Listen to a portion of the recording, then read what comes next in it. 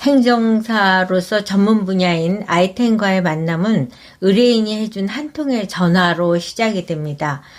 제 케이스 첫 번째를 소개하면 한 의뢰인이 행정사님, 기능성 화장품 허가 의뢰하려고 하는데 가능한가요? 기능성 화장품 허가의 경험이 한 번도 없지만 네, 알겠습니다 하고 의뢰인이 해주시면 열심히 진행해드리겠습니다 하고 화장품법 중 기능성 화장품 허가 내용이 있는 부분을 열심히 숙지하고 그 공부한 걸 블로그에 올려놓기 시작했습니다. 그랬더니 몇 명의 의뢰인들이 핸드폰으로 연락이 와서 면생리대를 허가해 주실 수 있냐면서 저는 기능성 화장품을 올렸는데 뜬금없이 면생리대에 대한 질문을 하는 것이었습니다. 처음에는 왜 나에게 면생리대 허가를 한다고 질문을 하지? 하고 의문을 가졌지만 그 같은 전화 한 통을 무시하지 않고 면생리대 허가를 받기 위한 의약외품 허가 기준에 대해서 법령도 공부하고 그동안 이제 공부한 내용들을 또 블로그에도 열심히 올렸습니다. 그랬더니 그 무렵에 면생리대 파동, 그러니까 생리대 파동이 터졌기 때문에 면생리대 관련해서 의뢰 상담이 10통 이상이 전화가 왔습니다. 그런데 이제 그 계약을 맺은 거는 한 건을 맺게 된 거죠.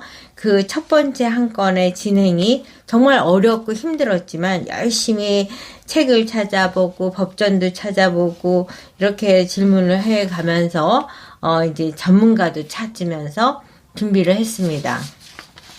이렇게 만난 전문가들이 의약외품을 허가받기 위해서 어떤 절차를 가르쳐 주는지 하나하나 질문에 대해서 공부를 열심히 하고 그렇게 해서 이제 파악한 걸 보면은 원료가 있고 완제품이 있고 원료에 대한 시험을 하기 위한 원료 기시라는 게 있어야 되고 완제품에 대한 시험을 하기 위한 완제품 기시라는 것이 있고 이렇게 굉장히 어려운 절차를 밟기 위해서 경상북도의 최고 전문가라는 분을 만나기 위해서 혼자 차를 몰고 경상북도까지 갔습니다. 이렇게 지식 동량을 하기 시작해서 정말 어렵게 겨우 의약외품을 허가받기까지는 이제 굉장히 어려운 시험을 완제품 시험도 하고 원료 시험도 하고 적합 판정이 났다. 그러면 그걸 갖고 제조 방법도 작성을 하고 이렇게 원약 분량도 기재해서 식약청 사이트에 신청을 해서 이제 허가를 받게 됐습니다. 그 의외의 한 통의 전화로 인해서 면생리대 허가까지 받게 된 거죠. 그랬는데 또 다른 의외의 전화가 또 한 통 따르릉 하고 왔습니다. 뭐냐면 미세먼지를 막기 위해서 마스크를 중국에서 수입을 해야 되는데 허가를 받는데 어떻게 이민경 행정사님 해주실 수 있습니까? 하고 연락이 온 거죠. 그래도 면생리대 허가 절차를 통해서 의약외품에 대한 지식을 습득했던 차라 자신감을 갖고 마스크 허가 신청 의뢰를 받고 이제 진행을 하게 된 거예요.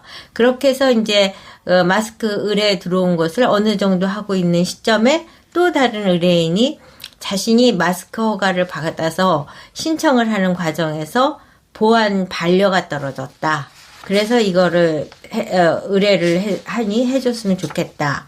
이러는데 사실은 그때 당시 뭐 제가 마스크 허가의 전문가도 아니지만 대한민국의 마스크 허가를 담당해봤던 사람이 없다 보니까 비교적 전문가가 된 거죠. 그래서 이제 보안 떨어진 서류는 사실 새로운 지식을 습득할 수 있는 보물창고거든요. 그래서 이제 결론적으로 코로나 파동에서 마스크 허가가 물밀듯이 들어오고 호황을 누리게 된 겁니다. 이처럼 의뢰인의 전화 한 통화로 시작된 효자 아이템은 이제 마스크 이외에도 그 이후에 또 여러 가지가 생겼습니다. 다른 예를 들자면 요소수 파동이 터졌어요. 그래서 요소수 신고 업무가 또 효자 상품이 됐었고 그 다음에 2021년부터는 한국산업안전보건공단에서 MSDS 발급이 의무가 되다 보니까 화학 제품을 유통하거나 생산하거나 수출하거나 또는 수입하고자 하는 회사들은 반드시 MSDS를 발급을 해야 되거든요. 그래서 이제 그 업무가 또 효자 상품이 된 거죠. 이거 역시 의뢰인의 전화 한 통화가 시작을 만들어준 겁니다. 그 외에 창업기업 확인서, 여성기업 확인서 이런 것들이 또 이어지면서 효자 상품으로 자리를 잡았습니다. 최근에는 또 의외의 전화 한 통이 또 온 거죠.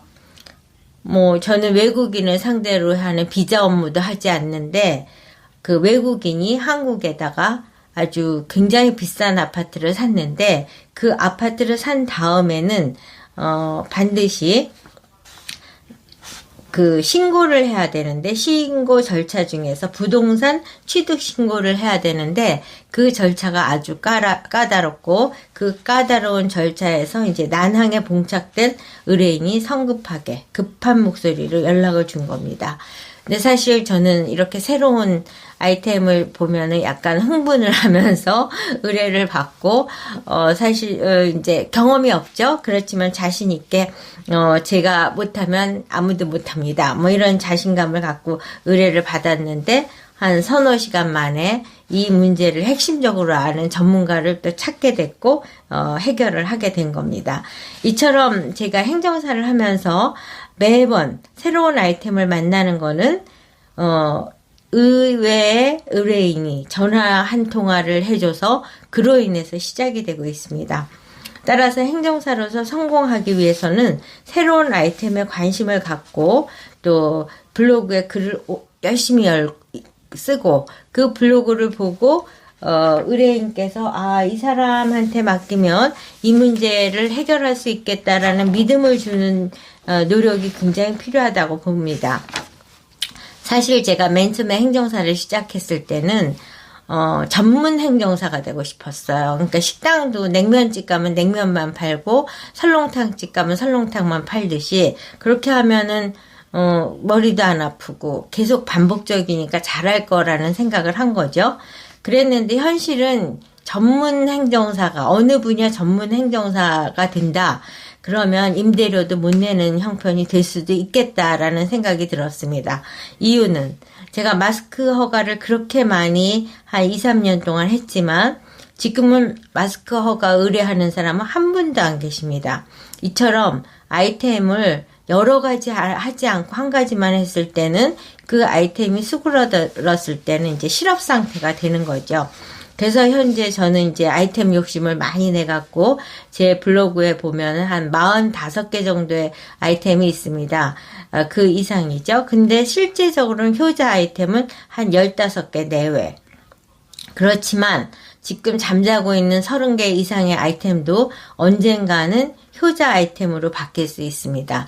그래서 제가 행정사로서 성공을 하기 위해서는 아이템 부자여야 되고 뜬금없이 연락 오는 의뢰인의 그 질문을 소홀히 하지 않고 새로운 아이템 개발로 추가하는 것이 바로 성공할 수 있는 지름길이라는 말씀을 드립니다. 이렇게 아이템 부자가 되고 새로운 아이템을 두려워하지 않고 아이템을 개발을 한다면 행정사는 언제까지 불경깃하지 않고 사업을 잘 할 수 있는 전문직이라는 점을 강조해 드립니다.